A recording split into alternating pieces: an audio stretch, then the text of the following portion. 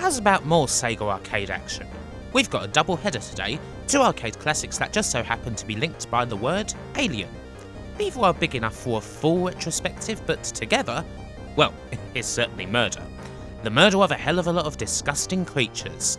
It's Alien Syndrome and Alien Storm. We'll start with the earlier one.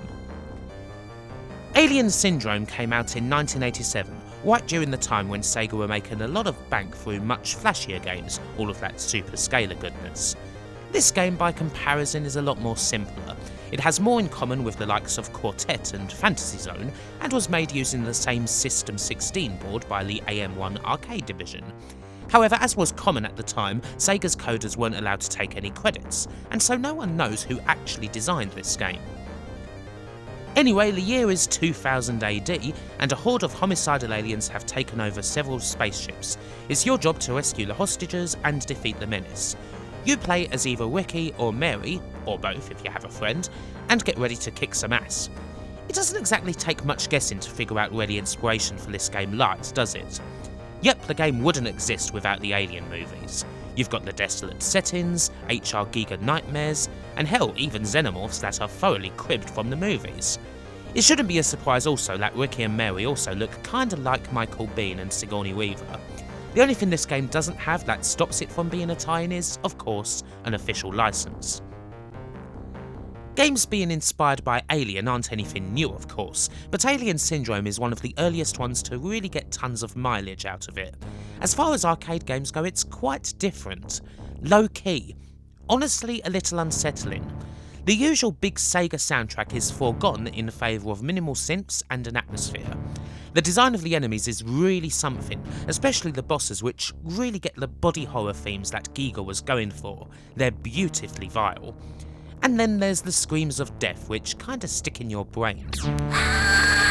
It may be a 1980s arcade game, but there's not much doubt that when you screw up, your heroes are suffering a quite painful demise.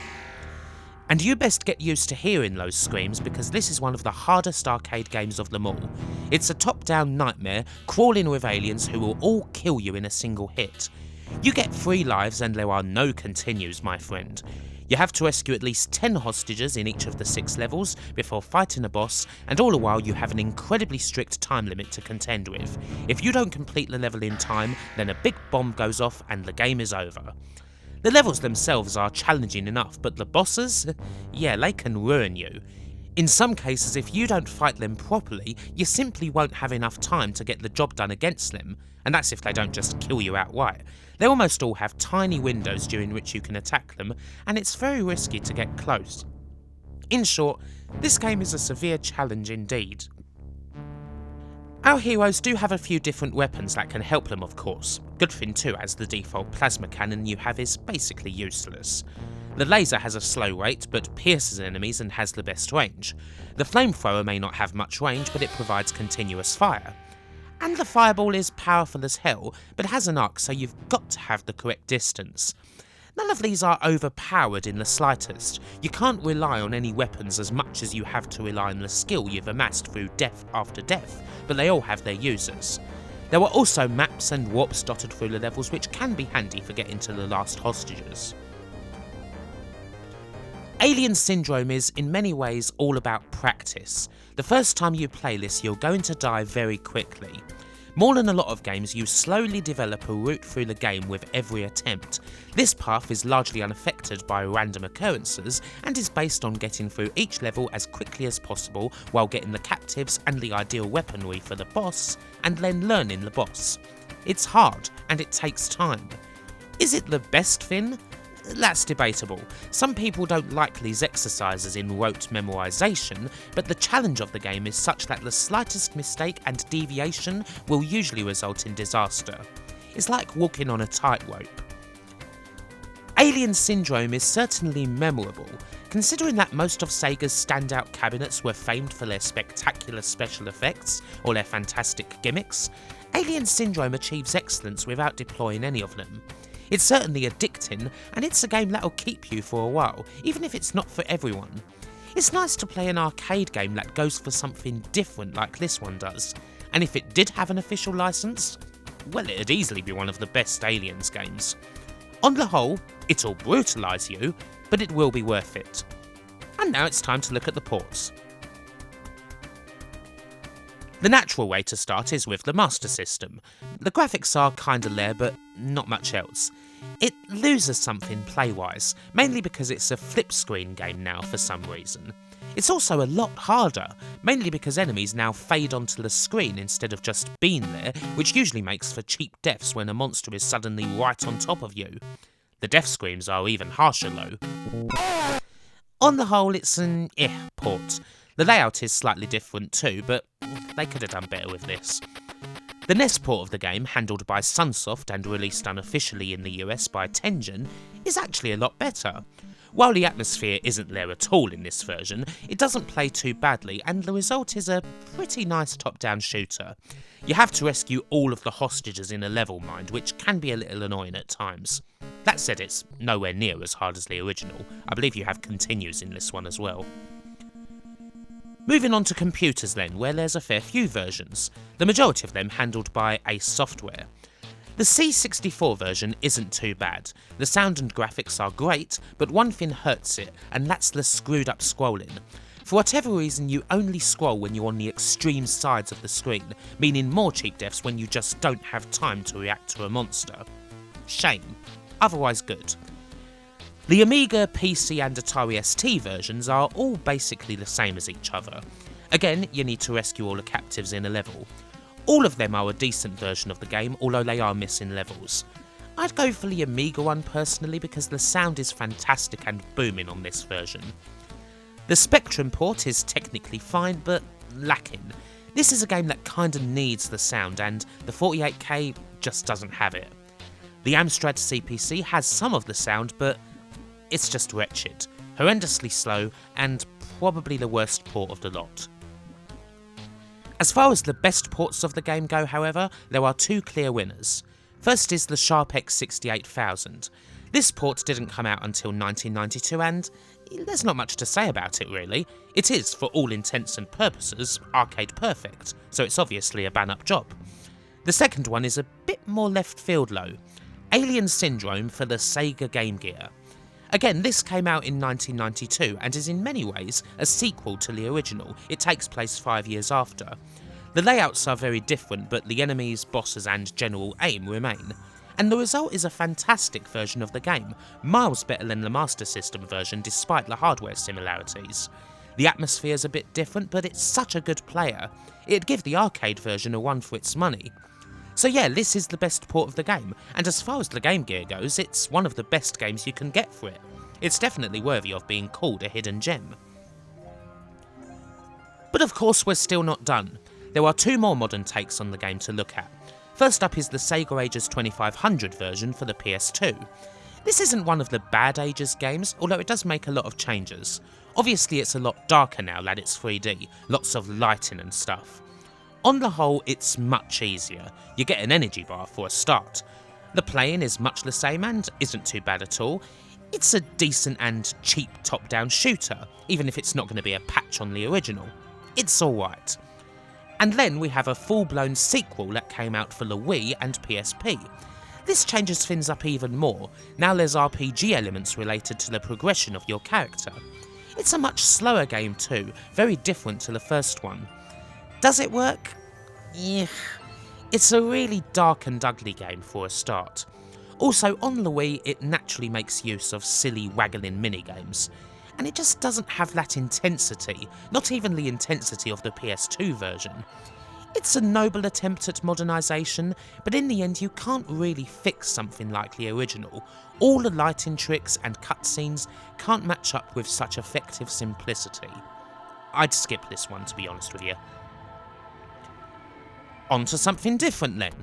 Although both games have Alien in the title, Alien Storm is largely a separate affair. Whereas Alien Syndrome went for the horror HR Giga style vibe, Alien Storm it's pretty mad. It's less body horror, more B-movie. A game inspired by cheap monster flicks and all the good stuff you'd see at the drive-in. Much like Alien Syndrome though, it was another popular game in the arcade and one that generated a lot of ports. Unlike Alien Syndrome, we also know who made it. This is the fourth game made by Team Shinobi and designed by Makoto Uchida, previously of Shinobi, naturally, Altered Beast and Golden Axe. We seem to be covering his stuff a lot lately. As mentioned previously in the Golden Axe vid, Uchida grew up with a lot of Western culture around him. He was inspired by Conan and the like for Golden Axe, and here he drew on classic B-movie flicks, although there is another modern film that could be thanked too. I mean, it's probably no coincidence that our three heroes drive around in a big van marked Alien Busters. Alien Storm as a game is made of 3 parts. The first is a typical beat-em-up a la Golden Axe, where your heroes clear the streets of aliens using their weapons. They have different attacks such as a dash and a roll, lots of finishing moves, and some crazy specials ranging from dropping bombs from space to a frickin' nuke. Don't ask me why said nuke just clears the enemies on the screen instead of razing the whole stage to the ground, but hey ho. The other big part of the stage is a shooting gallery, a la Operation Wolf. You use your ray guns to kill a whole bunch of aliens and smash the surroundings apart without any care whatsoever for collateral damage. The least common section is running and shooting. These are fairly short and only appear a couple of times. All the while we get lots of funny things happening. The streets are filled with people running scared, usually with aliens munching on their backs. Or sometimes they transform into creatures themselves and you have to fight them. The design isn't exactly as icky as Alien Syndrome, but it's still pretty creative. It does help that the game is generally a lot of fun. It's similar to Golden Axe to the point where the 3 characters even somewhat look like their fantasy counterparts, with the obvious exception of Scooter the robot, who still basically fills the Gilius role in the trio, but it works fine and the different stages do help to change the game up. It's not perfect though. I kinda feel that the game's missing a few things to make it really stand out. I wish it had more bosses. The game only has 2, the final fight at the end, which is a shooting stage, and a brilliant free-formed hellbeast in the middle of the game. That's a fantastic fight, and I wish the game had more of them. The other problem is, well, the last stages. It looks like it's only going to get better once the mother alien actually swallows you whole and transports you to space with the aim to destroy it from the inside, but the last stages are literally the same 3 corridors repeated 3 times. Kinda feels like that bit was knocked together in 5 minutes, which is a shame. Don't ask me why there's a drinks cabinet in an alien ship though. Still, with enough coins you'll beat it, and the Alien Busters van will take you back to Earth where you'll be judged by your peers, including, amusingly enough, Julius Thunderhead from Golden Axe. Even if they weren't allowed to properly credit themselves, Team Shinobi certainly did make attempts to stand out. Their previous 3 games all get advertised here too. With 2 players, or even 3, Alien Storm is spectacular. Still underrated, it's one of the best beat-em-ups for multiplayer just because of the variation and competitive nature of the game. In single player it's not quite as great, but it's still fun enough and worth going through on main, especially if you like a B-movie type affair. It's fun to compare this with Alien Syndrome to see just how completely different they are in every way, but both are pretty good at what they do. And once again, there were plenty of different ways to have a crack at Alien Storm in the home. Seeing as we're in 1990 now, the obvious first place to go for Alien Storm in the home is the Mega Drive. We've got a thoroughly decent conversion here. While it's not arcade perfect, obviously, it is right in line with, say, the Mega Drive version of Golden Axe. Hell, it even features a dual mode. The game does actually make a few changes when compared to the arcade. The stage order has been shifted around a little bit, which isn't a bad change as the original could feel a little out of order in this regard. One very good change is that the number of boss encounters has been increased. Instead of just having that one big free-form battle in the middle of the game, here you face said boss 3 times, each time in its different forms, which breaks things up quite nicely. On the whole, it's a very solid conversion. There is one issue people do tend to have with it, and that is very easy. You get tons of credits, and to be honest, it's harder to lose the game than it is to beat it. This is certainly an issue people had at the time. As it goes, there's one way to remedy this, and that's to play the Japanese version of the game, which cuts the credits in half and generally plays a much tougher game. I did this unintentionally, thinking for a bit that the game was certainly harder than I thought it was, until I realised that I have a Japanese Mega Drive, and therefore I'm basically getting the hard mode. Generally, most of the arcade fun is here though, and it's a bang-up job. The Master System version of Alien Storm came out in PAL territories only, and it's actually also not bad. It does cut out one character, but it moves a lot smoother than, say, the Master System Golden Axe. Again, it's also a fair challenge. I certainly couldn't get through it, and enemies do tend to snipe at you. Life pickups tend to be thin on the ground in Alien Storm as opposed to the energy for special weapons, so do expect to be firing a lot of nukes off in order to get through sticky situations. It's not a bad port at all. And then there's the computer versions, all of which were done by the almighty US Gold. As you might expect, it's a mixed bag. The Amiga and ST versions are, well, alas, they're diabolical. The graphics are there, sure, but the sound certainly isn't, and the controls are irritating beyond belief. You have a few functions available to you in Alien Storm, and these guys just couldn't manage it with one button. I wouldn't recommend this even a little bit, a very poor effort. Surprisingly enough, the game fares better on 8 bits. The C64 version plays nicely, has a bunch of enemies on screen, and decent music. It's a very solid arcade conversion considering the hardware. The Speccy? Not bad. They certainly tried given the very limited resources, and although the controls are quite iffy, it's not unplayable. Amstrad has the colour advantage as usual, and the play is a little bit nicer here. On the whole, a half decent showing. Probably one of the US Gold's better conversions, certainly when it comes to the smaller micros. And there it is. We are done with these 2 Sega arcade gems. Hopefully you've enjoyed this look back at the pair of them, and it's something that, well, it isn't Halloween anymore, so you don't have much of a reason to be scared, but you can still get some nice residuals and creep yourself out with them on a dark night. Bye for now. Thank you so much for watching this video. If you like it, please do like it, subscribe to the channel, and consider supporting me on Patreon, where you can join the list going down here. Anyway, for this video I'd like to thank the following: Adam Schaefer, Alex Stocco, Andrew Dalton, Andy Capt, Audie Sawley, Carly, Seth Lynn, Conformist, Daniel David Taylor, Dustin Cooper, Gary Pinkett, George Newton, Ghostly Spectre, Guartham Blackpool, Ian Roberts, James Idd, James Loveridge, Jason Durso, Jason Goy, Jason Leach, Jason Stevens, Johan Eriksson, Josh Jensen, Ell O'Brien, Lee Norris, ManagerSim.net, Mark Heslop, Mark Johnston, Martin Pataki, Nanette McCrone, Olaf Albeen, Pete Morris, Peter Jack, Peter Sidorn, Phil Taprog, Rachel Maxwell, Romeo, Ryan Wyatt Coleman, Sammy Lee, Seth Robinson, Simon Gulliver, Stephen Warner, Taylor Armand, The Unnatural, Tanyu J, Twisted Scroat, Vishar D, Yoka Operator, and Zach Roach.